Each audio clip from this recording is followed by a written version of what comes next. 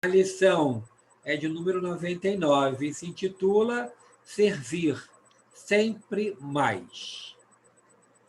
Nunca nos sintamos em disponibilidade. O obreiro terrestre, engajado em serviço de Jesus, tem horário integral de ação, porque até no sono físico, em sua pequena cota de sono físico, as energias de trabalhador se lhe mobilizam na edificação do bem. Vamos então à nossa prece de abertura dos trabalhos. Senhor Jesus, divino amigo, agradecemos imensamente a oportunidade do estudo dessa noite. Pedimos que possa envolver o teu servo, Marcelo, que veio com tanto carinho trazer as reflexões que ele estudou para nós, para que possamos sair um pouco desse mundo, nosso cotidiano, e pensar nas coisas lá do alto. Envolve a cada um de nós com teu amor e dai-nos uma boa reunião. Que assim seja, graças a Deus. O nosso convidado da noite é o nosso companheiro Marcelo Ferreira Natocles. Ele é ligado à Sociedade Espírita Fraternidade de Niterói. Ele está com a palavra. Vamos ouvi-lo com atenção e carinho. Muito obrigado, Marcelo. Obrigado, Hélio. Eu quero inicialmente agradecer o convite do Hélio, a todos os companheiros dessa querida Casa Espírita. Eu tive já a honra, a alegria de estar aí pessoalmente algumas vezes e falo com muito carinho do trabalho de vocês. Hoje mesmo estava falando com uma amiga que também já foi aí e falo com muita alegria do trabalho que vocês realizam. Tenho muito carinho pelo Hélio e muito carinho por todos vocês. Vocês são trabalhadores do bem, trabalhadores de Jesus, num local de um grande desafio em que é necessário semear o bem e o amor, e vocês fazem isso. E quando o Hélio falou comigo, já tem um tempinho, e o dia 15, eu falei, vamos falar de Jesus, Hélio, vamos falar de Jesus, e fui pensando no tema. E eu tinha pensado no começo, falar alguma coisa sobre o nascimento de Jesus, mas depois eu fui pensar num livro, Quem é o Cristo? Esse livro é um livro do Magnífico. José Raul Teixeira, do espírito Francisco de Paula Vitor, nosso padre Vitor. E nesse livro ele vai estudar uma série de passagens de Jesus para tentar entender quem é o Cristo.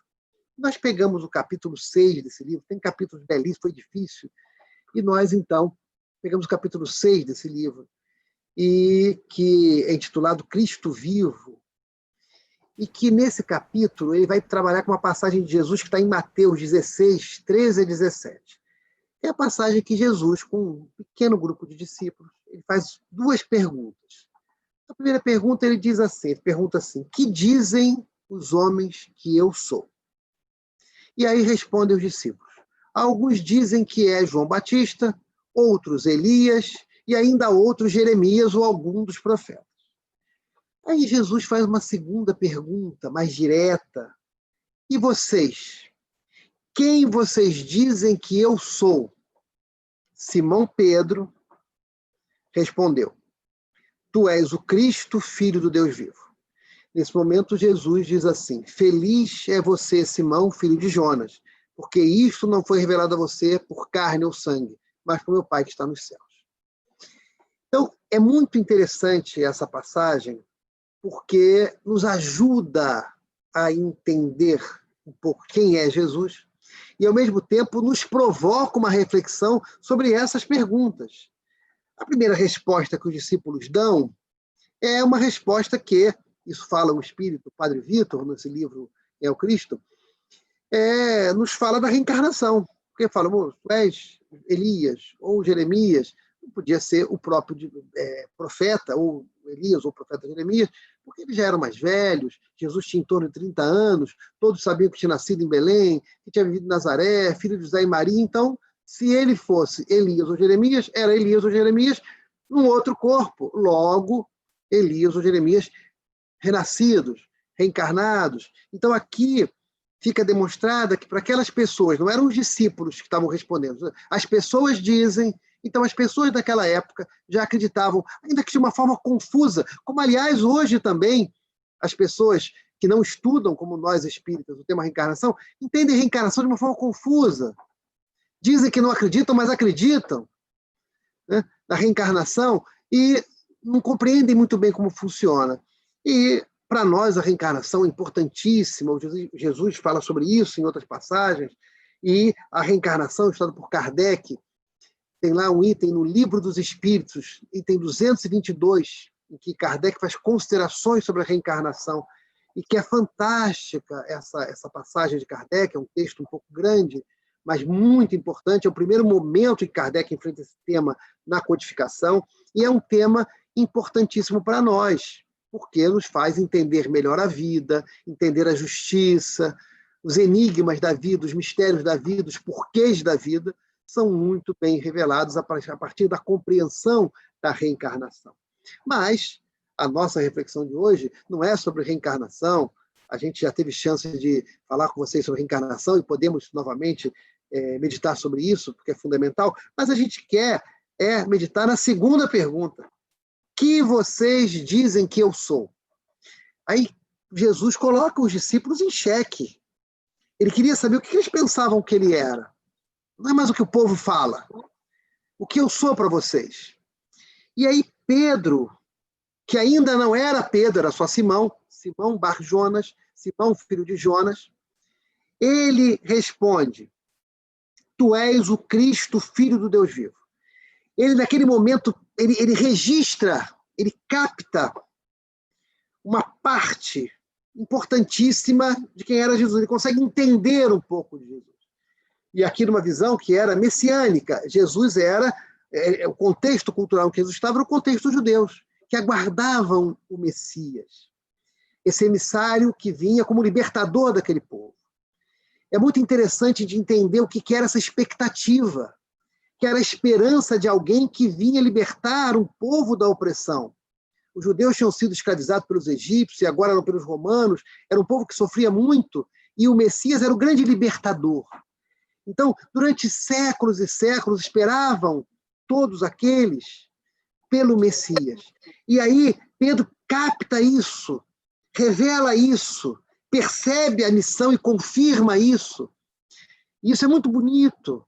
A espera do Messias também é contada para nós na história de Maria Madalena, quando alguns escritores, biógrafos dela, falam que ela, ainda muito perturbada, ainda naquela fase complicada de sua vida, ela está na rua, muito rica, e um mendigo leproso pede a ela uma moeda. Ela olha aquilo com um pouco de desprezo, apesar de ter um bom coração, por causa do medo da lepra, e ele pede o dinheiro para ela porque ele fala: eu soube que o Messias está entre nós e eu queria encontrá-lo para me curar.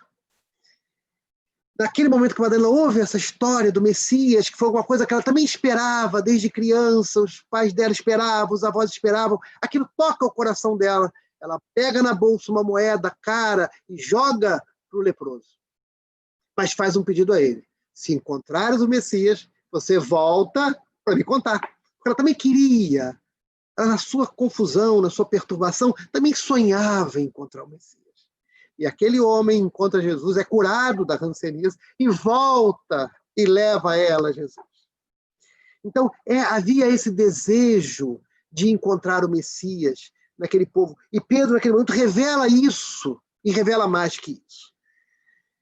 E há uma consequência muito interessante, porque quando Pedro consegue perceber, e Jesus fala, não foi a carne que falou, foi Deus que te falou. Então, quando Pedro registra isso, capta isso, ele recebe um upgrade na sua tarefa. Ele recebe uma espécie de promoção na sua tarefa. Por quê? Naquele momento, Jesus diz para ele: tu és Pedro, Cefas, pedra sobre a qual erguerei a minha igreja. Então, naquele momento, Jesus, que sabia que Pedro era irritadiço, preconceituoso, difícil, porque isso tudo vai se revelando no decorrer da história dos evangelhos, mas apesar das suas dificuldades, ele consegue entender um pouco da dimensão de Jesus, e essa compreensão dá a ele uma nova responsabilidade. E ele é o responsável principal do erguimento da ideia do cristianismo. Quando se fala da igreja cristã, não da igreja de pedra ou da igreja católica, mas da ideia, muito mais que isso, né? Da ideia do cristianismo. Né? Então, ele vai ter uma importância, porque se ele teve condições de entender quem era o Cristo, ele tinha condição de ajudar a divulgar, difundir aquela ideia de quem era o Cristo adiante, após a partida do Cristo. Bom, agora eu queria voltar para nós essas perguntas. Vamos supor que nesses dias de dezembro, nós, esse grupo querido, fôssemos visitados por Jesus. E ele perguntasse para nós: quem dizem os homens que eu sou? Então, a gente vai pensar, que as pessoas dizem que é Jesus? Então, dizem, podemos pensar aí, Deus. Muita gente acha que o Senhor é Deus. Outros falam que o Senhor é o Salvador da humanidade, o Redentor da humanidade. O Senhor é o líder do cristianismo, de todos os segmentos do cristianismo. Outros falam que o Senhor é mais um profeta, porque lá os hebreus não acreditam, os que ainda são judeus, né, de religião, ainda não acreditam que ele seja o Messias, foi mais um profeta. Os muçulmanos também. E nós, espíritas, vamos dizer, mas nós acreditamos que o Senhor é, segundo Allan Kardec, questão 625 do Livro dos Espíritos, o modelo e guia da humanidade. Segundo Emmanuel, no livro Caminho da Luz, o Senhor é o governador da Terra. Segundo os benfeitores, é o rei solar. Bom, aí Jesus vai ver aquele, pô, que bom, cada um fala uma coisa, bom, tá bom, já entendi. São os comentários sobre mim. Aí ele vem com a segunda pergunta. Quem vocês dizem que eu sou? Então imaginemos que nós fôssemos defrontados com essa pergunta de Jesus.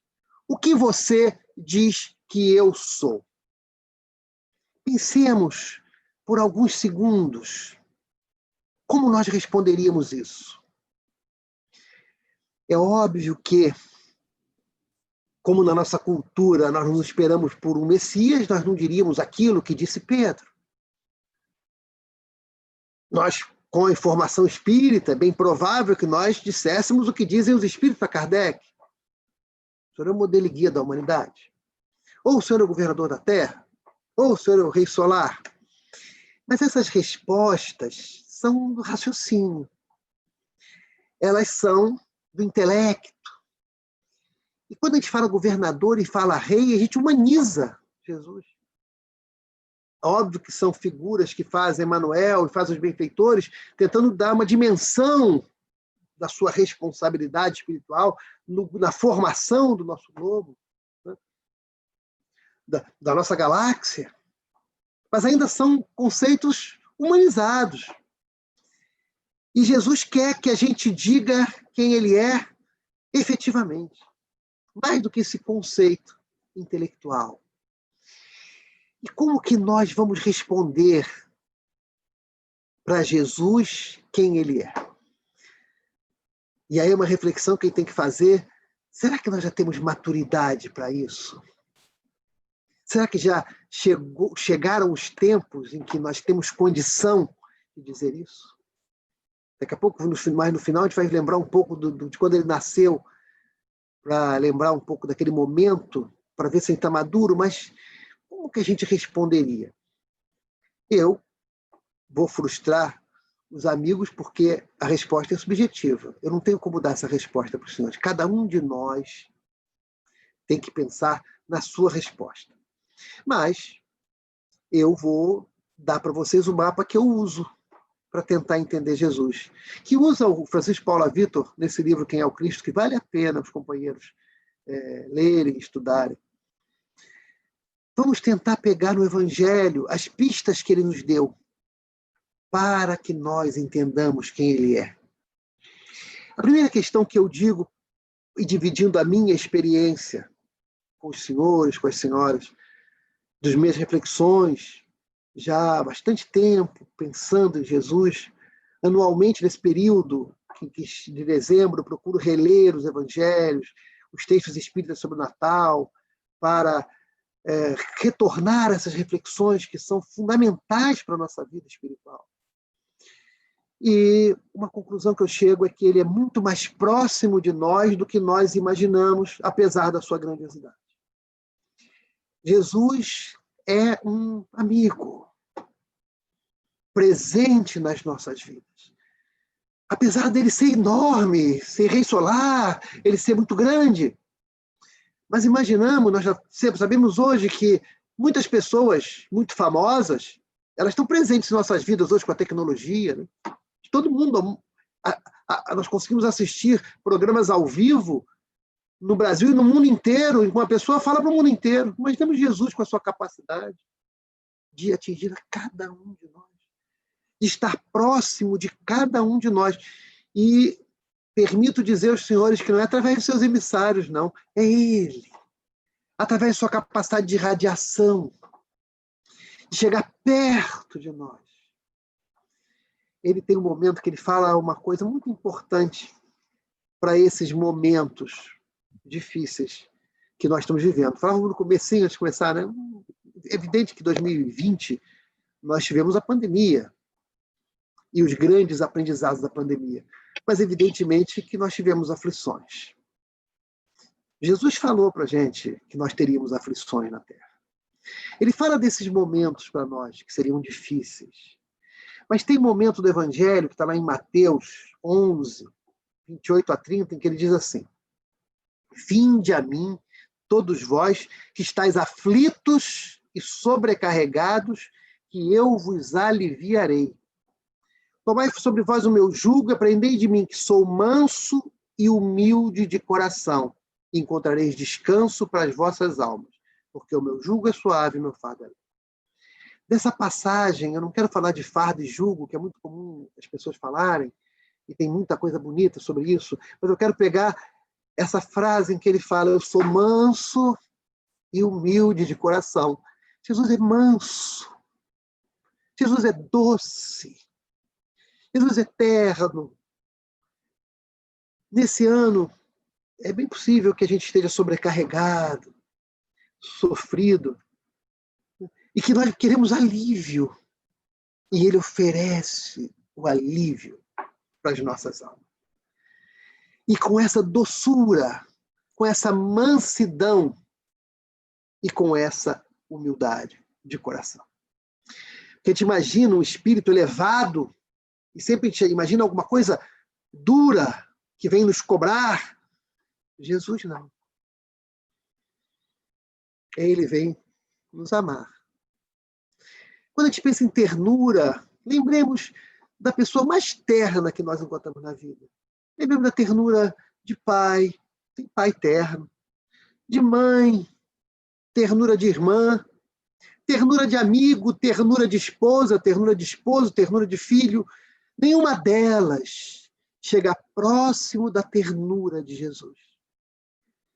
Então Jesus é esse amigo, esse mestre doce, que nos procura o coração. É próximo de nós.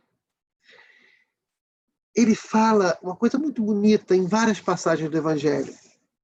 Eu vim para os doentes e não para os sãos. É muito importante a gente pensar nisso. A gente pensar exatamente nessa passagem. Por quê? Muitas vezes, em virtude das nossas imperfeições, dos nossos equívocos, a gente está caminhando, né, gente? E caminhando a gente escorrega, a gente cai. Mas ele não veio para os anjos. Os anjos trabalham com ele. Ele veio exatamente para nós que ainda não nos aprumamos. Então não permitamos que as nossas imperfeições nos afastem dele. Porque ele não liga para as nossas imperfeições. O dia que a gente for muito evoluído, muito perfeito, um dia todos nós seremos anjos. Aí ele não vai precisar estar tão próximo de nós. Mas justamente porque ainda não somos anjos, ele está muito próximo de nós. As nossas imperfeições, as nossas fraquezas fazem com que ele fique mais próximo de nós para nos dar as mãos para que nós levantemos. Ele insiste conosco, mas uma insistência doce, sem apontar qualquer erro nosso. É que, em geral, a gente, diante da grandiosidade dele, teme. Não temamos a Jesus. Ele diz que ele é o médico das almas, que ele vem trazendo a cura real, que também, muitas vezes, do corpo, muitas vezes de enfermidades físicas, e sempre das enfermidades espirituais, quando nós estamos dispostos a receber a cura real, através da transformação, das reflexões, da compreensão da lei de Deus, que é o que ele traz para nós. Vos aliviarei. Vos aliviarei. Ele diz isso, vem a mim que eu vos aliviarei. O que a gente precisa nesse momento é alívio mesmo. A gente é aliviado. Ai, mais um dia, vamos embora. Vamos parar de pensar coisa ruim. A televisão fala, a gente ora. Óbvio que tem que saber das informações do que está acontecendo, torcendo pelas vacinas que vão chegar, e pelos remédios da própria Covid, que vão chegar também, estão chegando. Isso vai passar, óbvio que vai passar. E a gente tem que estar forte para enfrentar isso, para a gente poder dar a mão para os outros, gente.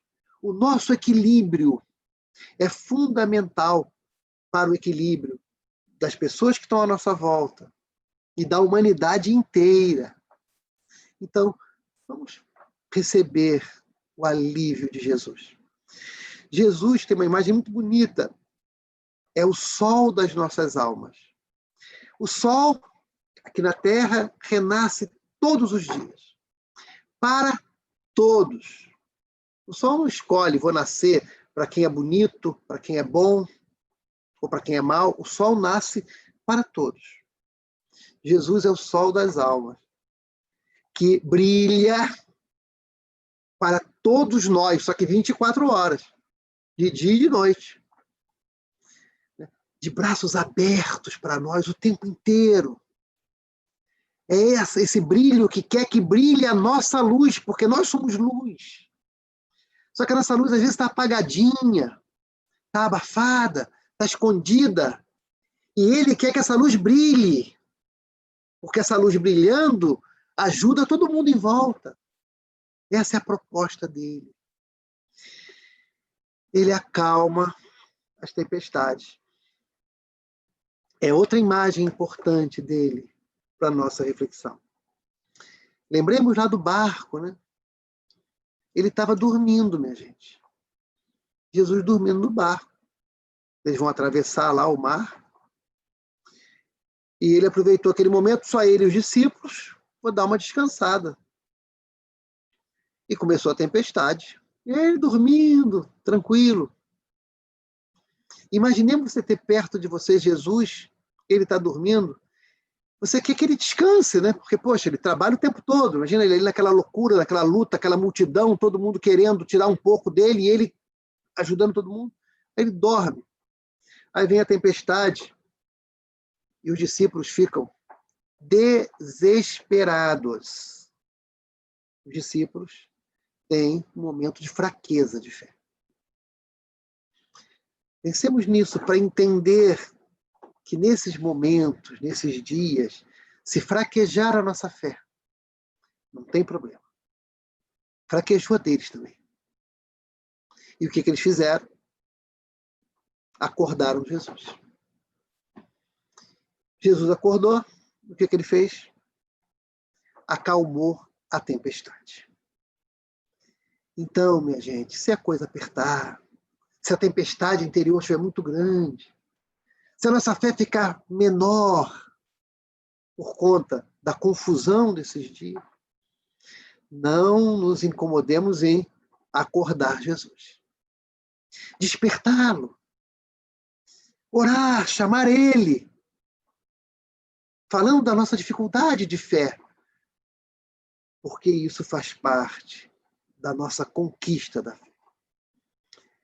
Em geral, todos os grandes santos, todos os grandes homens que passaram por essa estrada de evolução espiritual, de religiosidade, tiveram dúvidas na fé. Não é problema ter dúvidas. Tem dúvidas quem está pensando na fé. E aí a gente tem a receita. Senhor, pode acordar aí, porque eu não estou conseguindo sozinho. Chamemos ele, porque ele acalma as tempestades. O Padre Vitor, nesse livro, ele fala uma frase que eu acho fantástica. Se a gente puder lembrar de alguma coisa daqui até o Natal, que lembremos dessa frase dele. Jesus é o grande amor de nossas vidas. Olha que lindo, meus irmãos. Todos temos carências, mas Jesus é o grande amor de nossas vidas. Joana Jean, ele já tinha dito, a benfeitora Edivaldo, que Jesus tem paixão pela humanidade. Tem paixão pela gente. Uma paixão de um espírito daquela envergadura, né? A gente sabe o que é paixão, porque todos nós já nos apaixonamos. Jesus é apaixonado pela humanidade, por nós. Aí vem o Padre Vitor, diz isso de outra forma. É o grande amor de nossas vidas. Nós podemos ter outros amores, outros grandes amores. É bom que a gente ame muito, sim, e sempre, na fraternidade universal. Amemos nossos afetos, os que estão à nossa volta e até os nossos desafetos. Mas nunca percamos da mente essa imagem lindíssima. Jesus é o grande amor das nossas vidas. Então, chegamos a mais um Natal, meus irmãos. Natal de 2020.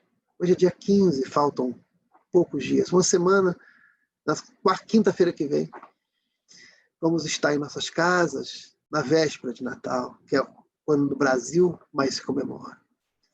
As reuniões menores, por conta da necessidade de distanciamento. Algumas pessoas longe de nós, que queríamos perto de nós, mas aí os recursos da tecnologia, como esse que a gente está usando aqui para se encontrar, esses recursos permitem que a gente se aproxime, fale pelo celular ou pelo computador, com quem está longe, e também levar o aquecimento da nossa alma para quem precisa. Mas aí temos que refletir. Se Jesus nos perguntasse, o que você diz que eu sou? O que responderíamos?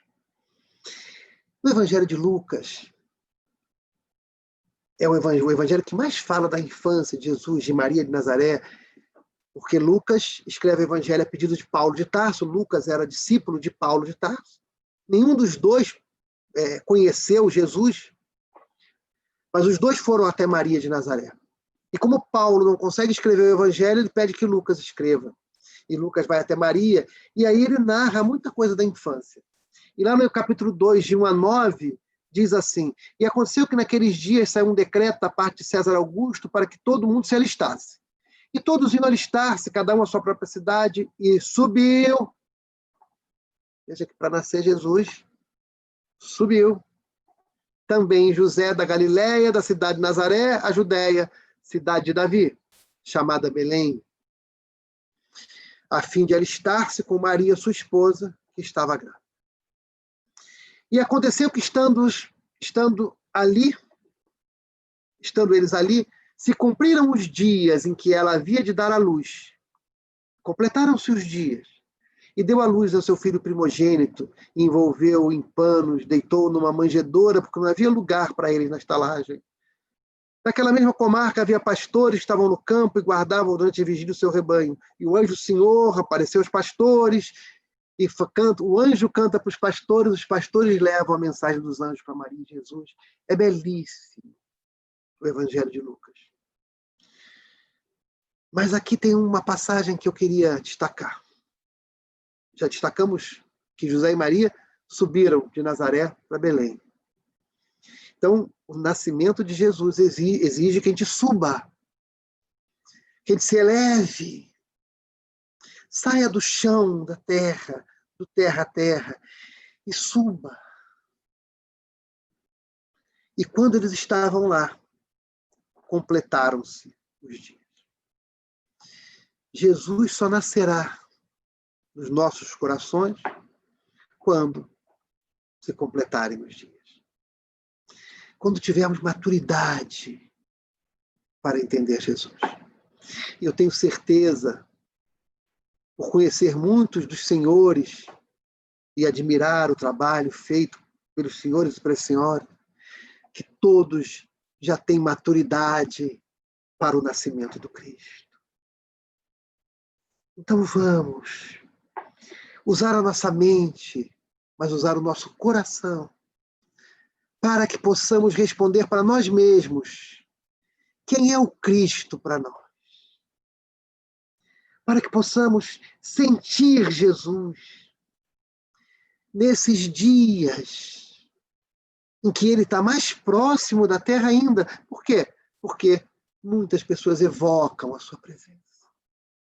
Então vamos aproveitar das evocações do Natal para pensar nele, para trazer ele para o nosso coração, para entender melhor Jesus. Porque quando nós entendermos, teremos novas responsabilidades. Quando Pedro entendeu quem era Jesus, ele ganhou novas responsabilidades no trabalho do bem. No momento em que nós entendemos melhor o Cristo, conseguimos captar melhor esse grande amigo, esse grande amor, esse suave mestre e querido amigo, esse terno benfeitor. Nesse momento, teremos novas responsabilidades na tarefa do bem. Então, que nesse Natal estejamos mais próximos do grande amor da nossa vida, que é Jesus. Então, que ele abençoe a cada um de nós e que nós possamos de hoje até o dia 25 pensar mais em Jesus e tentar responder, entender melhor quem é Jesus. Vale a pena, meu Senhor, minha Senhora, meus amigos queridos. Vale a pena nos aproximarmos desse grande amor, desse doce mestre, desse querido amigo que está muito mais próximo de nós do que nós imaginamos. Que a paz dele permaneça em nossos corações. Muito obrigado. Nós agradecemos, Marcelo, pela oportunidade de sua fala conosco. Convidamos agora a todos para que